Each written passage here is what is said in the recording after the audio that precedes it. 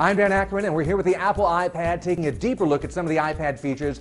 This time, we're going to take a look at the iPad as an ebook reader. Now, at first glance, the new iPad includes a lot of the features that we've been complaining are missing from the current generation of specialized ebook readers, namely the Amazon Kindle and the Barnes & Noble Nook. Now, if you're going to build from scratch a device for reading books and periodicals on screen, you know what? There's a pretty good chance to include a touch screen for navigating and flipping pages, and a color display for illustrations, photos, and book covers, and infrequently mentioned but still pretty important, the ability to download books from a variety of sources. So the current Kindle DX has a similar display to the iPad. It's 9.7 inches, but it's got 4 gigs of internal storage, and that's dwarfed by the 16 gigs and even the base iPad model. And because the Kindle DX is really only $10 less than the least expensive iPad, it's not really the most flattering feature-to-feature comparison. Now that said, the Kindle DX does offer that 3G WhisperNet that provides some sort of limited always-on connectivity, and the Kindle's e-paper display certainly has a lot of fans, and long-form reading on the brighter color iPad screen may not be as comfortable over long periods. We're going to have to spend some more time with it to make sure.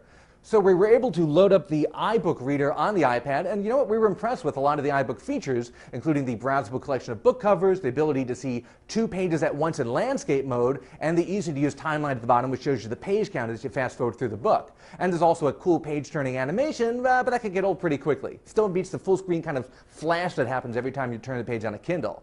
Now, the iPhone version of the Kindle app works as well, even though it's blown up to fit the larger iPad screen, and I'm sure an iPad-optimized version is no doubt forthcoming.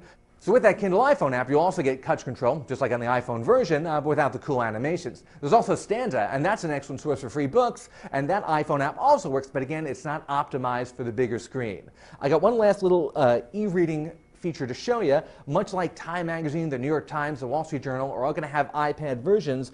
We found this really cool Marvel Comics app that has iPad-optimized versions of Marvel Comics. It's actually cool enough to kind of get us reading comic books again.